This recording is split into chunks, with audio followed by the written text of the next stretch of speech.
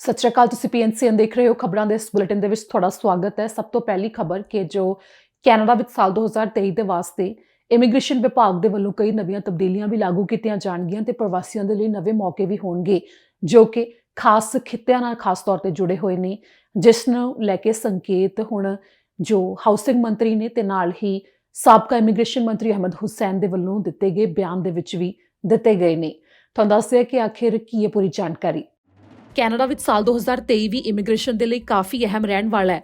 ਆਉਣ ਵਾਲੇ ਸਾਲ 'ਚ ਕਈ ਵੱਡੀਆਂ ਤਬਦੀਲੀਆਂ ਵੀ ਹੋਣ ਜਾ ਰਹੀਆਂ ਨੇ ਤਾਂ ਪ੍ਰਵਾਸੀਆਂ ਦਾ ਸਵਾਗਤ ਕਰਨਾ ਵੀ ਕੈਨੇਡਾ ਵਿੱਚ ਉਸੇ ਤਰ੍ਹਾਂ ਜਾਰੀ ਰਹੇਗਾ ਤੇ ਟੀਚਾ ਸਾਲ 2022 ਦੇ ਨਾਲੋਂ ਵੀ ਵੱਡਾ ਹੀ ਹੋਵੇਗਾ। ਜਿਵੇਂ ਹੁਣ ਵੱਖੋ ਵੱਖਰੇ ਖਿੱਤਿਆਂ ਵਿੱਚ ਮਾਹਰ ਪ੍ਰਵਾਸੀਆਂ ਨੂੰ ਕੈਨੇਡਾ ਵਿੱਚ ਬੁਲਾਉਣ ਤੇ ਤਵੱਜੋ ਦਿੱਤੀ ਜਾ ਰਹੀ ਹੈ ਤਾਂ ਐਕਸਪ੍ਰੈਸ ਐਂਟਰੀ ਦੇ ਲਈ ਨਵੀਂ ਤਬਦੀਲੀ ਵੀ ਇਸੇ ਤੇ ਆਧਾਰਿਤ ਹੈ। ਜਿਨ੍ਹਾਂ ਖਿੱਤਿਆਂ ਵਿੱਚ ਕੈਨੇਡਾ ਨੂੰ ਜ਼ਿਆਦਾ ਕਾਮਿਆਂ ਦੀ ਲੋੜ ਹੈ ਉਹਨਾਂ ਵਿੱਚ ਪਹਿਲ ਦੇ ਆਧਾਰ ਤੇ ਪ੍ਰਵਾਸੀਆਂ ਨੂੰ ਮੌਕਾ ਮਿਲੇਗਾ। ਮੌਜੂਦਾ ਹਾਊਸਿੰਗ ਮੰਤਰੀ ਤੇ ਸਾਬਕਾ ਇਮੀਗ੍ਰੇਸ਼ਨ ਮੰਤਰੀ ਅਹਿਮਦ ਹੁਸੈਨ ਦਾ ਤਾਜ਼ਾ ਬਿਆਨ ਵੀ ਕੁਝ ਇਸੇ ਨਾਲ ਸੰਬੰਧਿਤ ਆਇਆ ਹੈ, ਜਿਨ੍ਹਾਂ ਕਿਹਾ ਕਿ ਕੈਨੇਡਾ ਵਿੱਚ ਸਕਿਲਡ ਇਮੀਗ੍ਰੈਂਟਸ ਦੀ ਲੋੜ ਹੈ ਤਾਂ ਸਕਿਲਡ ਇਮੀਗ੍ਰੈਂਟਸ ਦੇ ਵਾਸਤੇ ਆਉਣ ਵਾਲੇ ਸਮੇਂ ਵਿੱਚ ਹੋਰ ਜ਼ਿਆਦਾ ਮੌਕੇ ਆ ਸਕਦੇ ਨੇ। ਇਸ ਸਮੇਂ ਸਿਹਤ ਅਦਾਰੇ, ਤਕਨੀਕ ਨਾਲ ਜੁੜੇ ਤੇ ਹੋਰ ਅਹਿਮ ਖਿੱਤਿਆਂ ਵਿੱਚ ਮਾਹਰ ਪ੍ਰਵਾਸੀਆਂ ਨੂੰ ਤਵੱਜੋ ਦਿੱਤੀ ਜਾ ਰਹੀ ਹੈ, ਜਿਨ੍ਹਾਂ ਦੇ ਲਈ ਵੱਖੋ ਵੱਖਰੇ ਸੂਬੇ ਵੀ ਆਪੋ ਆਪਣੇ ਪੱਧਰ ਦੇ ਉੱਤੇ ਪ੍ਰਵਾਸੀਆਂ ਨੂੰ ਮੌਕਾ ਦੇ ਰਹੇ ਨੇ ਕਿ ਉੱਥੇ ਜਿਹੜੇ ਖਾਸ ਖਿੱਤਿਆਂ ਵਿੱਚ ਕਾਮਿਆਂ ਦੀ ਕਮੀ ਵੀ ਪਾਈ ਜਾ ਰਹੀ ਹੈ ਉਸੇ ਤੇ ਆਧਾਰਿਤ ਅੱਗੇ ਉਹਨਾਂ ਦੀ PR ਜਾਂ PNP ਦੀ ਪ੍ਰਕਿਰਿਆ ਵੀ ਚਲਾਈ ਜਾਂਦੀ ਹੈ ਤੇ ਇਸੇ ਨਾਲ ਜੁੜੀਆਂ ਕਈ ਨਵੀਆਂ ਤਬਦੀਲੀਆਂ ਵੀ ਕੀਤੀਆਂ ਗਈਆਂ ਨੇ, ਜਿਸ ਦੇ ਵਿੱਚ ਪੁਆਇੰਟ ਸਿਸਟਮ ਵੀ ਸਭ ਤੋਂ ਅਹਿਮ ਹੈ। ਇਸ ਦੌਰਾਨ ਖਾਸ ਤੌਰ ਦੇ ਉੱਤੇ ਉਹ ਖੇਤਰ ਜਿੱਥੇ ਕਿ ਆਬਾਦੀ ਘੱਟ ਹੈ ਉਹਨਾਂ ਖੇਤਰਾਂ ਦੇ ਵਾਸਤੇ ਵੀ ਪੁਆਇੰਟ ਜ਼ਿਆਦਾ ਕੀਤੇ ਗਏ ਨੇ ਤਾਂ ਕਿ ਉਹਨਾਂ ਥਾਵਾਂ ਲਈ ਪ੍ਰਵਾਸੀਆਂ ਨੂੰ ਆਕਰਸ਼ਿਤ ਕੀਤਾ ਜਾ ਸਕੇ ਜਿੱਥੇ ਸਭ ਤੋਂ ਜ਼ਿਆਦਾ ਕਾਮਿਆਂ ਤੇ ਆਬਾਦੀ ਦੀ ਲੋੜ ਹੈ। ਹੁਣ ਰੁਕ ਅਗਲੀ ਖਬਰ ਦੇ ਵੱਲ ਕਰਾਂਗੇ। ਮੈਟਰੋ ਵੈਨਕੂਵਰ ਵਿੱਚ ਟਰਾਂਸਲਿੰਕ ਦੇ ਵੱਲੋਂ ਆਪਣੀ ਸਰਵਿਸ ਵਿੱਚ ਨਵੀਆਂ ਤਬਦੀਲੀਆਂ ਕੀਤੀਆਂ ਜਾ ਰਹੀਆਂ ਨੇ। ਜਨਵਰੀ 2 ਤੋਂ ਇਹ ਤਬਦੀਲੀਆਂ ਲਾਗੂ ਹੋ ਰਹੀਆਂ ਨੇ। ਤੁਹਾਨੂੰ ਦੱਸਦੇ ਹਾਂ ਕਿ ਕੀ ਇਹ ਤਬਦੀਲੀਆਂ। ਮੈਟਰੋ ਵੈਨਕੂਵਰ ਵਿੱਚ ਜੋ ਲੋਕ ਟ੍ਰਾਂਜ਼ਿਟ ਸਰਵਿਸ ਦੇ ਉੱਤੇ ਨਿਰਭਰ ਕਰਦੇ ਨੇ ਉਹਨਾਂ ਦੇ ਵਾਸਤੇ ਅਹਿਮ ਜਾਣਕਾਰੀ ਹੈ ਕਿ ਜਨਵਰੀ 2, 2023 ਤੋਂ ਟਰਾਂਸਲਿੰਕ ਦੇ ਵੱਲੋਂ ਕਈ ਨਵੀਆਂ ਤਬਦੀਲੀਆਂ ਕੀਤੀਆਂ ਜਾ ਰਹੀਆਂ ਨੇ, ਜਿਸ ਕਰਕੇ ਖਾਸ ਤੌਰ ਦੇ ਉੱਤੇ ਜਿਹੜੇ ਬੱਸਾਂ ਦਾ ਹੀ ਸਫ਼ਰ ਕਰਦੇ ਨੇ ਤੇ ਉਹ ਪੱਕੇ ਤੌਰ ਦੇ ਉੱਤੇ ਆਪਣੇ ਕੰਮ ਜਾਂ ਪੜ੍ਹਨ ਵਾਸਤੇ ਜਾਣ ਦੇ ਲਈ ਬੱਸਾਂ ਦੇ ਉੱਤੇ ਨਿਰਭਰ ਕਰਦੇ ਨੇ ਤਾਂ ਅਜਿਹੇ ਵਿੱਚ ਜੋ 2 ਜਨਵਰੀ ਤੋਂ ਤਬਦੀਲੀਆਂ ਹੋਣ ਜਾ ਰਹੀਆਂ ਨੇ ਉਸ ਦੇ ਸਮੇਂ ਤੇ ਨਾਲ ਹੀ ਰੂਟ ਦੇ ਉੱਤੇ ਧਿਆਨ ਜ਼ਰੂਰ ਦਿੱਤਾ ਜਾਵੇ, ਜਿਸ ਦੇ ਵਿੱਚ ਟਰਾਂਸਲਿੰਕ ਨੇ ਜਾਣਕਾਰੀ ਦਿੱਤੀ ਹੈ ਕਿ ਇਹ ਤਬਦੀਲੀਆਂ ਜੋ ਵੱਖੋ ਵੱਖਰੇ ਖੇਤਰਾਂ ਵਿੱਚ ਬੱਸ ਸਰਵਿਸ ਦੀ ਮੰਗ ਤੇ ਨਾਲ ਹੀ ਯਾਤਰੀਆਂ ਦੀ ਗਿਣਤੀ ਤੇ ਉੱਥੇ ਦੀ ਆਬਾਦੀ ਦੇ ਆਧਾਰ ਤੇ ਕੀਤੀ ਗਈ ਹੈ, ਜਿਸ ਦੇ ਵਿੱਚ 24 ਅਜਿਹੇ ਰੂਟ ਨੇ ਜਿੱਥੇ ਕਿ ਸਰਵਿਸ ਦੇ ਵਿੱਚ ਹੋਰ ਜ਼ਿਆਦਾ ਵਾਧਾ ਕੀਤਾ ਜਾ ਰਿਹਾ ਹੈ। 14 ਅਜਿਹੇ ਰੂਟ ਨੇ ਜਿਸ ਦੇ ਵਿੱਚ ਸਰਵਿਸ ਦੇ ਵਿੱਚ ਕੁਝ ਤਬਦੀਲੀਆਂ ਕੀਤੀਆਂ ਜਾ ਰਹੀਆਂ ਨੇ ਤਾਂ 7 ਅਜਿਹੇ ਰੂਟ ਨੇ ਜਿੱਥੇ ਕਿ ਸਰਵਿਸ ਨੂੰ ਪਹਿਲਾਂ ਨਾਲੋਂ ਘੱਟ ਕੀਤਾ ਜਾ ਰਿਹਾ ਹੈ ਜੋ ਕਿ ਉੱਥੇ ਦੀ ਲੋੜ ਮੁਤਾਬਕ ਹੈ, ਜਿਸ ਵਾਸਤੇ ਟਰਾਂਸਲਿੰਕ ਦੀ ਵੈਬਸਾਈਟ ਦੇ ਉੱਤੇ ਜਾ ਕੇ ਵੀ 2 ਜਨਵਰੀ ਤੋਂ ਦੇਖਿਆ ਜਾ ਸਕਦਾ ਹੈ ਕਿ ਕਿਵੇਂ ਦੀਆਂ ਤਬਦੀਲੀਆਂ ਹੋ ਰਹੀਆਂ ਨੇ। ਬਾਕੀ ਜਿਨ੍ਹਾਂ ਦੇ ਵੱਲੋਂ ਐਪ ਦੇ ਵਿੱਚ ਦੇਖਿਆ ਜਾਂਦਾ ਹੈ ਤਾਂ ਉੱਥੇ ਆਪਣੇ ਆਪ ਤਬਦੀਲੀ ਦੇ ਮੁਤਾਬਕ ਨਵੀਂ ਅਪਡੇਟ ਆ ਜਾਵੇਗੀ। ਤੇ ਨਾਲ ਹੀ ਟਰਾਂਸਲਿੰਕ ਨੇ ਵੀ ਜਾਣਕਾਰੀ ਸਾਂਝੀ ਕੀਤੀ ਹੈ ਕਿ ਸ਼ਨੀਵਾਰ ਨੂੰ ਹਰ ਸਾਲ ਦੀ ਤਰ੍ਹਾਂ 31 ਦਸੰਬਰ ਦੀ ਸ਼ਾਮ ਨੂੰ 5 ਵਜੇ ਤੋਂ ਲੈ ਕੇ ਜਨਵਰੀ 1 ਦੀ ਸਵੇਰ ਦੇ 5 ਵਜੇ ਤੱਕ ਉਹਨਾਂ ਦੇ ਵੱਲੋਂ ਬੱਸ ਸਰਵਿਸ ਮੁਫਤ ਦੇ ਵਿੱਚ ਦਿੱਤੀ ਜਾਵੇਗੀ, ਜਿੱਥੇ ਕਿ ਯਾਤਰੀ ਨਵੇਂ ਸਾਲ ਦੀ ਸ਼ਾਮ ਨੂੰ ਤੇ ਨਵੇਂ ਸਾਲ ਦੇ ਪਹਿਲੇ ਦਿਨ ਦੀ ਸਵੇਰ ਨੂੰ ਮੁਫਤ ਵਿੱਚ ਬੱਸਾਂ ਦਾ ਸਫ਼ਰ ਕਰ ਸਕਦੇ ਨੇ। ਜਿਵੇਂ ਕਿ ਟਰਾਂਸਲਿੰਕ ਨੇ ਜਾਣਕਾਰੀ ਦਿੱਤੀ ਹੈ ਕਿ 31 ਦਸੰਬਰ ਦੀ ਸ਼ਾਮ ਨੂੰ 5 ਵਜੇ ਤੋਂ ਲੈ ਕੇ ਜਨਵਰੀ 1 ਦੀ ਸਵੇਰ ਦੇ 5 ਵਜੇ ਤੱਕ ਉਹਨਾਂ ਦੇ ਵੱਲੋਂ ਸਰਵਿਸ ਮੁਫਤ ਦੇ ਵਿੱਚ ਦਿੱਤੀ ਜਾ ਰਹੀ ਹੈ ਯਾਤਰੀਆਂ ਦੇ ਵਾਸਤੇ। ਇਸ ਤਰ੍ਹਾਂ ਹੀ ਹੁਣ ਅਗਲੀ ਖਬਰ ਦੇ ਵੱਲ ਰੁਕ ਕਰਾਂਗੇ ਕਿ ਕੈਨੇਡਾ ਭਰ ਵਿੱਚ 1 ਜਨਵਰੀ ਤੋਂ ਟਰੱਕ ਤੇ ਬੱਸ ਚਲਾਉਣ ਵਾਲਿਆਂ ਦੇ ਵਾਸਤੇ ਵੀ ਤਬਦੀਲੀਆਂ ਲਾਗੂ ਹੋ ਰਹੀਆਂ ਨੇ। ਤੁਹਾਨੂੰ ਦੱਸਾਂਗੇ ਕਿ ਆਖਿਰ ਕੀ ਨੇ ਇਹ ਤਬਦੀਲੀਆਂ। ਉਹ ਟਰੱਕ ਤੇ ਬੱਸ ਜੋ ਕੈਨੇਡਾ ਦੇ ਸੂਬਿਆਂ ਜਾਂ ਟੈਰੀਟਰੀਜ਼ ਦੇ ਦਰਮਿਆਨ ਸਫ਼ਰ ਕਰਦੇ ਨੇ ਉਹਨਾਂ ਦੇ ਲਈ ਜਨਵਰੀ 1 ਤੋਂ ਲਾਜ਼ਮੀ ਹੋਵੇਗਾ ਕਿ ਉਹਨਾਂ ਵਿੱਚ ਇਲੈਕਟ੍ਰੋਨਿਕ ਯੰਤਰ ਲੱਗਿਆ ਹੋਇਆ ਹੋਵੇ, ਜਿਸ ਦੇ ਨਾਲ ਇਹ ਪਤਾ ਲੱਗ ਸਕੇ ਕਿ ਡਰਾਈਵਰ ਕਿੰਨੇ ਘੰਟੇ ਸੜਕ ਦੇ ਉੱਤੇ ਬਿਤਾ ਚੁੱਕਿਆ ਹੈ। ਸਾਲ 2019 ਵਿੱਚ ਕੈਨੇਡਾ ਸਰਕਾਰ ਨੇ ਇਲੈਕਟ੍ਰੋਨਿਕ ਲੌਗਿੰਗ ਦੇ ਫੈਸਲੇ ਵਿੱਚ ਬਦਲਾਅ ਕਰ ਦਿੱਤਾ ਸੀ ਤੇ ਫਿਰ ਸਾਲ 2021 ਦੇ ਜੂਨ ਤੋਂ ਇਸ ਨੂੰ ਲਾਗੂ ਕੀਤਾ ਗਿਆ ਤਾਂ 2022 ਦੇ ਅੰਤ ਤੱਕ ਦਾ ਆਖਰੀ ਸਮਾਂ ਦਿੱਤਾ ਗਿਆ ਸੀ ਕਿ ਉਦੋਂ ਤੱਕ ਇਸ ਸਿਸਟਮ ਨੂੰ ਆਪਣੇ ਵਾਹਨਾਂ ਵਿੱਚ ਲਗਵਾਇਆ ਜਾ ਸਕਦਾ ਹੈ। ਇਹ ਸਿਸਟਮ ਅਮਰੀਕਾ ਵਿੱਚ ਪਹਿਲਾਂ ਤੋਂ ਹੀ ਚੱਲ ਰਿਹਾ ਹੈ ਜੋ ਹੁਣ ਕੈਨੇਡਾ ਦੇ ਵਿੱਚ ਵੀ ਹੋਵੇਗਾ। ਪੇਪਰ ਲੌਗ ਬੁੱਕਸ ਦੀ ਥਾਂ ਦੇ ਉੱਤੇ ਹੀ ਯੰਤਰ ਲੱਗਣਗੇ, ਜਿਸ ਦੇ ਬਾਰੇ ਅਧਿਕਾਰੀਆਂ ਦਾ ਕਹਿਣਾ ਹੈ ਕਿ ਇਹ ਜ਼ਿਆਦਾ ਸੁਰੱਖਿਆ ਪ੍ਰਦਾਨ ਕਰਨ ਵਿੱਚ ਮਦਦ ਕਰਨਗੇ ਕਿ ਡਰਾਈਵਰਸ ਨੂੰ ਸੜਕ ਉੱਤੇ ਲਗਾਤਾਰ ਵਾਧੂ ਘੰਟੇ ਵਾਹਨ ਚਲਾਉਣ ਤੋਂ ਇਸ ਦੇ ਨਾਲ ਰੋਕਿਆ ਜਾ ਸਕੇਗਾ। ਨੋਵਾ ਸਕੋਸ਼ੀਆ, ਨਿਊ ਬ੍ਰੰਸਵਿਕ ਤੇ ਨਿਊ ਫਾਊਂਡਲੈਂਡ ਤੇ ਲੈਬਰਾਡੋਰ ਦੇ ਵਿੱਚ ਵੀ ਇਸ ਨੂੰ ਜਨਵਰੀ 1 ਤੋਂ ਲਾਗੂ ਕੀਤਾ ਜਾ ਰਿਹਾ ਹੈ। ਜਿਸ ਦੇ ਵਿੱਚ ਨੋਵਾ ਸਕੋਸ਼ੀਆ ਦੇ ਵਿੱਚ ਜੋ ਡਰਾਈਵਰ ਨੇ ਉਹਨਾਂ ਵਾਸਤੇ ਇਹ ਸ਼ਰਤ ਰੱਖੀ ਗਈ ਹੈ ਕਿ ਜੇਕਰ ਉਹ ਸੂਬੇ ਦੇ ਦਰਮਿਆਨ ਹੀ ਜਾਂ ਫਿਰ ਜਿਸ ਥਾਂ ਤੋਂ ਉਹਨਾਂ ਨੇ ਵਾਹਨ ਚਲਾਉਣਾ ਸ਼ੁਰੂ ਕੀਤਾ ਹੈ ਉਸ ਤੋਂ 160 ਕਿਲੋਮੀਟਰ ਦੇ ਦਾਇਰੇ ਦੇ ਦਰਮਿਆਨ ਹੀ ਟਰੱਕ ਚਲਾਉਂਦੇ ਨੇ ਜਾਂ ਕੋਈ ਹੋਰ ਵੱਡਾ ਵਾਹਨ ਜਾਂ ਬੱਸ, ਤਾਂ ਉਹਨਾਂ ਨੂੰ ਇਹ ਯੰਤਰ ਲਗਵਾਉਣ ਦੀ ਲੋੜ ਨਹੀਂ ਪਵੇਗੀ। ਕਰੀਬ 55 ਪ੍ਰਕਾਰ ਦੇ ਅਜਿਹੇ ਯੰਤਰ ਨੇ ਜਿਨ੍ਹਾਂ ਨੂੰ ਸਰਟੀਫਾਈਡ ਕੀਤਾ ਗਿਆ ਹੈ, ਜਿਨ੍ਹਾਂ ਵਿੱਚੋਂ ਕੋਈ ਵੀ ਇੱਕ ਲਗਵਾਇਆ ਜਾ ਸਕਦਾ ਹੈ, ਜਿਸ ਵਾਸਤੇ ਵੱਖੋ ਵੱਖਰੀਆਂ ਸ਼ਰਤਾਂ ਵੀ ਨੇ। ਨੋਵਾ ਸਕੋਸ਼ੀਆ ਵਿੱਚ ਇਹ ਵੀ ਕਿਹਾ ਗਿਆ ਕਿ ਕੈਨੇਡੀਅਨ ਟਰੱਕਰ ਤੇ ਨਾਲ ਹੀ ਬੱਸ ਡਰਾਈਵਰ ਨੇ ਜੋ ਉਹਨਾਂ ਲਈ ਜੇਕਰ ਉਹ ਅਮਰੀਕਾ ਜਾ ਰਹੇ ਨੇ ਟਰੈਵਲ ਕਰਕੇ ਤਾਂ 2019 ਤੋਂ ਹੀ ਇਹ ਲਾਜ਼ਮੀ ਹੈ ਕਿ ਅਜਿਹੇ ਯੰਤਰ ਉਹਨਾਂ ਨੇ ਆਪਣੇ ਵਾਹਨਾਂ ਦੇ ਵਿੱਚ ਲਗਵਾਉਣੇ ਨੇ।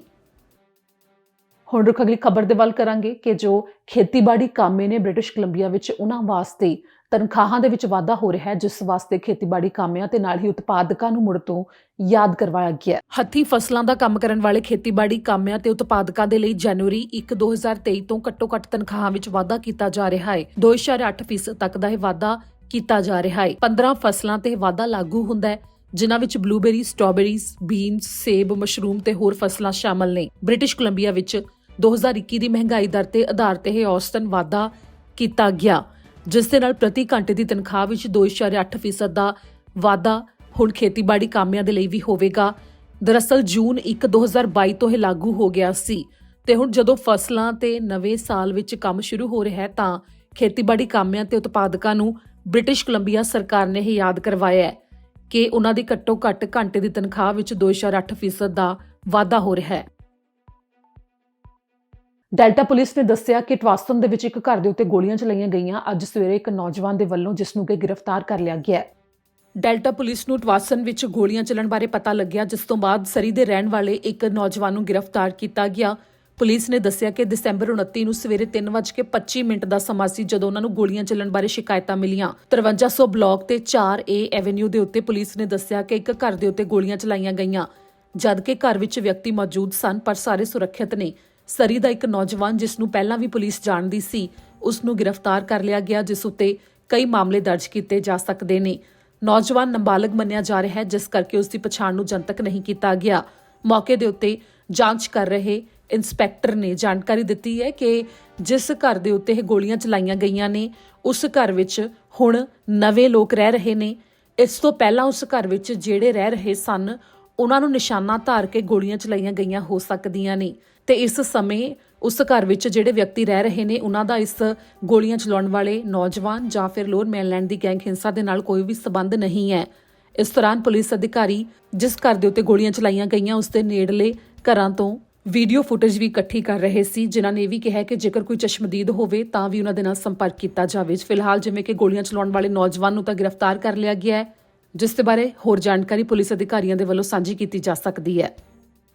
ਐਲਬਰਟਾ ਵਿੱਚ ਇੱਕ ਸ਼ਹਿਰ ਦੇ ਕਈ ਬੱਸ ਅੱਡਿਆਂ ਨੂੰ ਖਰਾਬ ਕੀਤਾ ਗਿਆ, ਜਿਸਦੇ ਕਿ ਸ਼ੀਸ਼ੇ ਵੀ ਤੋੜੇ ਗਏ, ਜਿਸ ਨੂੰ ਲੈ ਕੇ ਪੁਲਿਸ ਅਧਿਕਾਰੀਆਂ ਦੇ ਵੱਲੋਂ ਜਦੋਂ ਇਹ ਜਾਣਕਾਰੀ ਸਾਂਝੀ ਕੀਤੀ ਗਈ ਹੈ ਤਾਂ ਸ਼ੱਕੀਆਂ ਨੂੰ ਲੱਭਣ ਦੇ ਵਾਸਤੇ ਸਹਿਯੋਗ ਵੀ ਮੰਗਿਆ ਜਾ ਰਿਹਾ ਹੈ। ਉੱਤਰ ਪੂਰਬੀ ਐਲਬਰਟਾ ਵਿੱਚ ਪੁਲਿਸ ਸਹਿਯੋਗ ਮੰਗ ਰਹੀ ਹੈ ਕਿ ਉੱਥੇ ਕਈ ਬੱਸ ਅੱਡਿਆਂ ਦੇ ਉੱਤੇ ਕਿਸੇ ਨੇ ਨੁਕਸਾਨ ਕੀਤਾ ਹੈ। ਵੁੱਡ ਬਫਲੋ ਵਿੱਚ 23 ਟ੍ਰਾਂਜ਼ਿਟ ਸ਼ੈਲਟਰ ਨੇ ਜਿਨ੍ਹਾਂ ਦਾ ਨੁਕਸਾਨ ਕੀਤਾ ਗਿਆ ਛੁੱਟੀਆਂ ਦੇ ਦਿਨਾਂ ਵਿੱਚ, ਜਿੱਥੇ ਕਿ ਸੋਮਵਾਰ ਤੋਂ ਬੁੱਧਵਾਰ ਦੇ ਦਰਮਿਆਨ ਟਿੰਬਰਲੀਆ ਤੇ ਅਬੈਸੈਂਟ ਭਾਈਚਾਰੇ ਨੇ, ਜਿੱਥੇ ਕਿ ਬੱਸ ਅੱਡਿਆਂ ਦੇ ਸ਼ੀਸ਼ੇ ਵੀ ਤੋੜੇ ਗਏ ਨੇ, ਜਿਸ ਦੇ ਬਾਰੇ ਅਧਿਕਾਰੀਆਂ ਨੇ ਕਿਹਾ ਹੈ ਕਿ 에ਅਰਸੌਫਟ ਜਾਂ ਪੈਲਟ ਗਨ ਦੇ ਨਾਲ ਇਹ ਨੁਕਸਾਨ ਕੀਤਾ ਗਿਆ ਹੈ, ਜਿਸ ਦੇ ਬਾਰੇ ਵੀਰਵਾਰ ਨੂੰ ਸਾਰੀ ਜਾਣਕਾਰੀ ਸਾਂਝੀ ਕੀਤੀ ਗਈ, ਜਿਸ ਦੇ ਵਿੱਚ ਦੱਸਿਆ ਗਿਆ ਕਿ ਸ਼ੈਲਟਰ ਜੋ ਕਿ Dickens Drive, Athabasca Avenue, Cornwall Drive, Real Martin Drive, Signal Road, Brad Drive, Beacon Hill Drive ਤੇ ਐਗਲਰਟ ਡਰਾਈਵ ਦੇ ਉੱਤੇ ਨੇ ਉਹਨਾਂ ਦਾ ਨੁਕਸਾਨ ਕੀਤਾ ਗਿਆ ਹੈ, ਜਿਸ ਨੂੰ ਲੈ ਕੇ ਪੁਲਿਸ ਸਰਵੀਲੈਂਸ ਜਾਂ ਡੈਸ਼ਕੈਮ ਫੁਟੇਜ ਦੀ ਵੀ ਭਾਲ ਕਰ ਰਹੀ ਹੈ ਕਿ ਜੇਕਰ ਕਿਸੇ ਦੇ ਕੋਲ ਵੀ ਇਸ ਨਾਲ ਜੁੜੀ ਹੋਈ ਕੋਈ ਵੀਡੀਓ ਜਾਂ ਫੋਟੋ ਹੋਵੇ ਜਾਂ ਸ਼ੱਕੀ ਦੇ ਬਾਰੇ ਕੋਈ ਜਾਣਕਾਰੀ ਹੋਵੇ ਤਾਂ ਉਹਨਾਂ ਦੇ ਨਾਲ ਸੰਪਰਕ ਕੀਤਾ ਜਾ ਸਕਦਾ ਹੈ। ਵੁੱਡ ਬਫਲੋ RCMP ਨਾਲ 7807884040 ਦੇ ਉੱਤੇ ਫੋਨ ਕਰਕੇ ਸੰਪਰਕ ਕੀਤਾ ਜਾ ਸਕਦਾ ਹੈ, ਜਿਸ ਦੇ ਵਿੱਚ ਪੁਲਿਸ ਨੇ ਕਿਹਾ ਹੈ ਕਿ ਜੋ ਇਹ ਨੁਕਸਾਨ ਕੀਤਾ ਗਿਆ ਹੈ ਇਸ ਦੀ ਮੁਰੰਮਤ ਦੇ ਲਈ ਕਰੀਬ $18,000 ਦਾ ਖਰਚਾ ਆਵੇਗਾ। ਟੋਰਾਂਟੋ ਵਿੱਚ ਪੁਲਿਸ ਨੇ ਲੋਕਾਂ ਨੂੰ ਚੌਕਸ ਰਹਿਣ ਦੇ ਲਈ ਕਿਹਾ ਹੈ, ਜਿਸ ਨੂੰ ਲੈ ਕੇ ਇੱਕ ਵਿਅਕਤੀ ਨੂੰ ਗ੍ਰਿਫਤਾਰ ਵੀ ਕੀਤਾ ਗਿਆ ਹੈ, ਜਿੱਥੇ ਕਿ ਜਾਲੀ ਡਾਲਰ ਉਸ ਦੇ ਵੱਲੋਂ ਦਿੱਤੇ ਜਾ ਰਹੇ ਸਨ ਤੇ ਉਸ ਦੇ ਕੋਲੋਂ ਕਾਫੀ ਬਰਾਮਦਗੀ ਵੀ ਕੀਤੀ ਗਈ ਹੈ। ਜਿਸ ਦੇ ਬਾਰੇ ਪੁਲਿਸ ਨੇ ਜੋ ਜਾਣਕਾਰੀ ਦਿੱਤੀ ਹੈ ਤੁਹਾਨੂੰ ਦੱਸਾਂਗੇ ਹੁਣ। ਟੋਰਾਂਟੋ ਪੁਲਿਸ ਨੇ ਲੋਕਾਂ ਨੂੰ ਚੌਕਸ ਰਹਿਣ ਦੇ ਲਈ ਕਿਹਾ ਹੈ ਤੇ ਬਲੈਕ ਮਨੀ ਸਕੈਮ ਨੂੰ ਲੈ ਕੇ ਚੇਤਾਵਨੀ ਦਿੱਤੀ ਹੈ ਤੇ ਗ੍ਰਿਫਤਾਰੀ ਕੀਤੀ ਹੈ ਲੁੱਟ ਤੇ ਫਰਾਡ ਦੇ ਮਾਮਲੇ ਵਿੱਚ ਤੇ ਨਾਲ ਹੀ ਵੱਡੀ ਗਿਣਤੀ ਵਿੱਚ ਜਾਲੀ ਨੋਟ ਬਰਾਮਦ ਕੀਤੇ ਨੇ। ਦਸੰਬਰ 22 ਨੂੰ ਪੁਲਿਸ ਅਧਿਕਾਰੀਆਂ ਨੂੰ ਡੈਨਫੋਰਡ ਤੇ ਗ੍ਰੀਨਵੁੱਡ ਐਵਨਿਊ ਦੇ ਉੱਤੇ ਬੁਲਾਇਆ ਗਿਆ, ਜਿੱਥੇ ਕਿ ਲੁੱਟ ਨੂੰ ਅੰਜਾਮ ਦਿੱਤਾ ਗਿਆ ਸੀ, ਜਿੱਥੇ ਕਿ ਇੱਕ ਵਿਅਕਤੀ ਨੇ ਪੀੜਤ ਨੂੰ ਪਹਿਲਾਂ ਤਾਂ ਗੱਲਬਾਤ ਦੇ ਵਿੱਚ ਉਲਝਾਇਆ, ਵਪਾਰ ਦੇ ਬਾਰੇ ਉਸ ਦੇ ਨਾਲ ਗੱਲਬਾਤ ਕੀਤੀ ਤੇ ਫਿਰ ਉਸ ਤੋਂ ਬਾਅਦ ਹਥਿਆਰ ਦੀ ਨੋਕ ਦੇ ਉੱਤੇ ਉਸ ਨੂੰ ਲੁੱਟ ਲਿਆ ਤੇ ਬੁੱਧਵਾਰ ਨੂੰ ਪੁਲਿਸ ਨੇ ਏਜੈਕਸ ਦੇ ਰਹਿਣ ਵਾਲੇ ਹੈਲੀ ਨਡੋਰਲੀ 48 ਸਾਲ ਦਾ ਵਿਅਕਤੀ ਇਸ ਨੂੰ ਗ੍ਰਿਫਤਾਰ ਕਰ ਲਿਆ ਲੁੱਟ ਦੇ ਮਾਮਲੇ ਵਿੱਚ। ਜਦੋਂ ਇਹ ਗ੍ਰਿਫਤਾਰੀ ਕੀਤੀ ਗਈ ਤਾਂ ਅਧਿਕਾਰੀਆਂ ਨੇ ਪਾਇਆ ਕਿ ਉਸ ਦੇ ਕੋਲ ਜਾਲੀ ਕੈਨੇਡੀਅਨ ਕੈਸ਼ ਤੇ ਇਸ ਦੇ ਨਾਲ ਹੀ ਅਸਲੀ ਕੈਸ਼ ਵੀ ਸੀ ਤੇ ਕਾਫੀ ਜ਼ਿਆਦਾ ਮਾਤਰਾ ਵਿੱਚ ਜਾਲੀ ਕਰੰਸੀ ਦੇ ਨਾਲ ਹੀ ਕਾਲੇ ਤੇ ਸਫੇਦ ਰੰਗ ਦੇ ਕਾਗਜ਼ ਵੀ ਸਨ, ਜੋ ਕਿ ਨੋਟ ਦੇ ਆਕਾਰ ਵਿੱਚ ਕੱਟੇ ਹੋਏ ਸਨ। ਪੁਲਿਸ ਨੇ ਜਿਸ ਦੀਆਂ ਤਸਵੀਰਾਂ ਵੀ ਜਾਰੀ ਕੀਤੀਆਂ ਨੇ। ਪੁਲਿਸ ਨੇ ਕਿਹਾ ਕਿ ਇਹ ਬਲੈਕ ਮਨੀ ਸਕੈਮ ਤੇ ਵਾਸ਼ ਸਕੈਮ ਵੀ ਇਸ ਨੂੰ ਕਿਹਾ ਜਾਂਦਾ ਹੈ। ਟੋਰਾਂਟੋ ਪੁਲਿਸ ਸਰਵਿਸ ਨੇ ਲੋਕਾਂ ਨੂੰ ਕਿਹਾ ਹੈ ਕਿ ਅਜਿਹੇ ਫਰਾਡ ਤੋਂ ਚੌਕਸ ਰਿਹਾ ਜਾਵੇ, ਜਿੱਥੇ ਕਿ ਲੋਕਾਂ ਨੂੰ ਮੂਰਖ ਬਣਾਉਣ ਦੀ ਕੋਸ਼ਿਸ਼ ਕੀਤੀ ਜਾਂਦੀ ਹੈ ਵੱਖੋ ਵੱਖਰੇ ਤਰੀਕਿਆਂ ਦੇ ਨਾਲ, ਜਿੱਥੇ ਕਿ ਲੋਕਾਂ ਨੂੰ ਇੱਥੋਂ ਤੱਕ ਮੂਰਖ ਬਣਾਇਆ ਜਾਂਦਾ ਹੈ ਕਿ ਉਹਨਾਂ ਨੂੰ ਸਫੇਦ ਜਾਂ ਕਾਲੇ ਰੰਗ ਦੇ ਇਹ ਕਾਗਜ਼ ਜੋ ਕਿ ਨੋਟ ਦੇ ਆਕਾਰ ਵਿੱਚ ਕੱਟੇ ਹੁੰਦੇ ਨੇ ਇਹ ਦਿੱਤੇ ਜਾਂਦੇ ਨੇ ਤੇ ਨਾਲ ਹੀ ਕਿਹਾ ਜਾਂਦਾ ਹੈ ਕਿ ਇਹਨਾਂ ਦੇ ਕੋਲ ਇੱਕ ਸੋਲੂਸ਼ਨ ਹੈ ਜਿਸ ਨੂੰ ਇਹਨਾਂ ਨੋਟਾਂ ਦੇ ਉੱਤੇ ਜਦੋਂ ਪਾਇਆ ਜਾਵੇਗਾ ਤਾਂ ਇਹ ਅਸਲੀ ਕੈਸ਼ ਵਿੱਚ ਤਬਦੀਲ ਹੋ ਜਾਣਗੇ। ਤੇ ਹੁਣ ਇਸ ਮਾਮਲੇ ਨੂੰ ਲੈ ਕੇ ਨਡੋਰਲੀ ਦੇ ਉੱਤੇ 6 ਮਾਮਲੇ ਦਰਜ ਕੀਤੇ ਗਏ ਨੇ, ਜਿਸ ਦੇ ਵਿੱਚ ਹਥਿਆਰ ਦੇ ਨਾਲ ਲੁੱਟ ਨੂੰ ਅੰਜਾਮ ਦੇਣ ਨਾਲ ਜੁੜੇ ਹੋਏ ਮਾਮਲੇ ਵੀ ਸ਼ਾਮਲ ਨੇ। ਜਿਵੇਂ ਕਿ ਸਾਲ 2022 ਦਾ ਅੰਤ ਆ ਗਿਆ ਹੈ ਤੇ ਇਸੇ ਦੌਰਾਨ ਪ੍ਰਧਾਨ ਮੰਤਰੀ ਜਸਟਿਨ ਟਰੂਡੋ ਨੇ ਕੁਝ ਦਿਨ ਪਹਿਲਾਂ ਸੋਸ਼ਲ ਮੀਡੀਆ ਦੇ ਉੱਤੇ ਇੱਕ ਵੀਡੀਓ ਪੋਸਟ ਕੀਤੀ ਸੀ, ਜਿਸ ਦੇ ਵਿੱਚ ਉਹਨਾਂ ਨੇ ਕਿਹਾ ਸੀ ਕਿ ਲੋਕ ਉਹਨਾਂ ਤੋਂ ਸਵਾਲ ਪੁੱਛ ਸਕਦੇ ਨੇ ਤੇ ਉਹਨਾਂ ਸਵਾਲਾਂ ਦੇ ਜਵਾਬ ਦੇਣਗੇ। ਸੋਸ਼ਲ ਮੀਡੀਆ ਦੇ ਉੱਤੇ ਤਾਂ ਕਾਫੀ ਜ਼ਿਆਦਾ ਲੋਕਾਂ ਦੇ ਵੱਲੋਂ ਸਵਾਲ ਕੀਤੇ ਗਏ, ਤਿੱਖੇ ਸਵਾਲ ਵੀ ਕੀਤੇ ਗਏ, ਵੱਖੋ ਵੱਖਰੇ ਪੱਧਰ ਦੇ ਉੱਤੇ ਟਿੱਪਣੀਆਂ ਵੀ ਕੀਤੀਆਂ ਗਈਆਂ।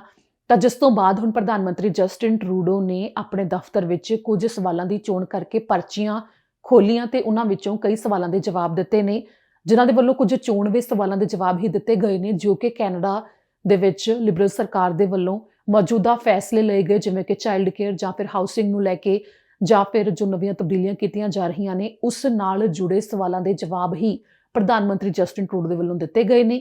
ਇਹ ਸਾਰੇ ਤੁਸੀਂ ਸੁਣ ਸਕਦੇ ਹੋ ਕਿ ਅੰਗਰੇਜ਼ੀ ਦੇ ਵਿੱਚ ਜੋ ਇਹ ਸਵਾਲ ਪੁੱਛੇ ਗਏ ਨੇ ਤੇ ਪ੍ਰਧਾਨ ਮੰਤਰੀ ਜਸਟਿਨ ਟਰੂਡੋ ਨੇ ਕੀ ਉਸ ਦੇ ਜਵਾਬ ਦਿੱਤੇ ਨੇ। Question from Lily, will I ever bring back the beard? Hey everyone, every year around the end of the year I do a lot of media interviews to talk about the year that was and talk about how we're looking forward to the future. They had a lot of questions, but I wanted to hear from you. So I asked you to send in questions you had for me, and you didn't disappoint. We got thousands of questions in. My team gathered a whole whack of them, put them in this bowl, and I'm looking forward to getting to as many of them as I can. Thanks very much, and I'll dive in. From Shadiksri, what help can the government give people planning to buy their first home?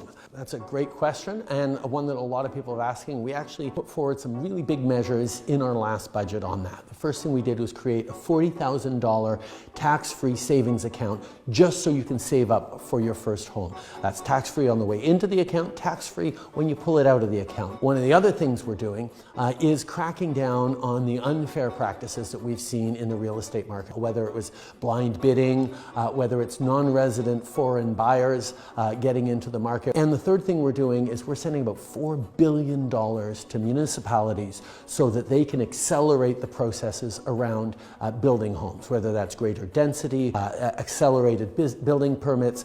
Different cities and towns have different requirements, but those are things that we're stepping up on so that we can accelerate and double the amount of new housing being built over the next 10 years. When is the childcare fee reducing? Been waiting on it for 8 months. Well, that really depends on what part of the country you're in.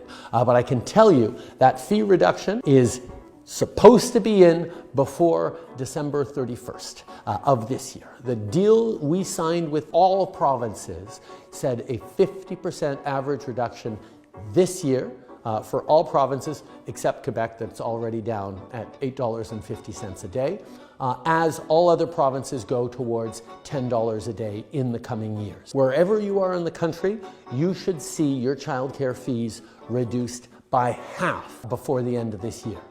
If that's not happening, not only will you be asking questions of your provincial government, whichever government that is, but we will be asking questions of that provincial government, because we sent billions of dollars to make affordable childcare a reality across the country to all provinces, and they have to meet those targets for you, for your family, and for families across the country. Will I ever bring back the beard? For many of us, including me, the beard is associated with a very tough time of lockdowns and pandemic, and I really hope I don't bring it back. Besides, the beard was almost completely white. My kids felt it made me too old looking, so I'm glad to be back and clean shaven. I got a question on gun control in French, asking if we were going to revoke or pull back C-21. The answer is no. C-21 is part of our commitment to Canadians to move forward on strengthening gun control in smart, responsible ways. We have frozen the market on handguns. It's now impossible to buy or sell a handgun in this country. We've moved forward on a ban on assault-style weapons that's been in place for 2 years, and we're making sure with C-21 that assault weapons will never be legal again in this country. The issue that's come up for a lot of people, and I suspect Eric, who sent in the question, is that there's a lot of misinformation and disinformation from the Conservative Party and from the gun lobby about us going after hunting rifles and shotguns. The reality is we're focused on banning the most dangerous weapons, those assault-style weapons that were designed to kill the largest number of people as quickly and efficiently as possible. From Pablo Pete, what are you reading at the moment? I'm reading The Berlin Diary by William L. Shirer. I've been reading a whole bunch of different things. One of the latest books I read was Michelle Good's Five Little Indians. I just finished, which is a big holiday read I recommend for a whole bunch of people, the latest Stephen King, which is called Fairy Tale, and it's phenomenal. Also reading a series by Ian Hamilton called the Ava Lee series, which is about a Chinese-Canadian forensic accountant ninja. There's so many good books out there. I sort of balance between responsible books I read for work and just books that allow me to kick back and enjoy a good story. I think we need more supports at home. As much as I think people need to be helped all over the world, we have a lot of homeless and low middle income people who just can't keep up with the ever rising costs of everything. It's getting worse with no clear solution. Do you have one? In 2015, we made a promise to focus on the middle class and people working hard to join it. And that's exactly what we did going forward, because we took over from a Conservative Party that still believed, and actually sort of still believes, in the trickle-down theory, that if you give tax breaks and advantages to the wealthiest, to those who've been successful in the economy, well, they will turn around and create jobs and economic growth for everyone. It's a nice idea if it worked, but it doesn't. What we've done over the past 7 years is actually put more money in the pockets of people who need it, with things like a Canada Child Benefit that stopped sending checks to millionaire families and focused more money on the families that actually needed it, and lifted close to 500,000 kids out of poverty. We're doing the same around seniors, we're doing the same with youth.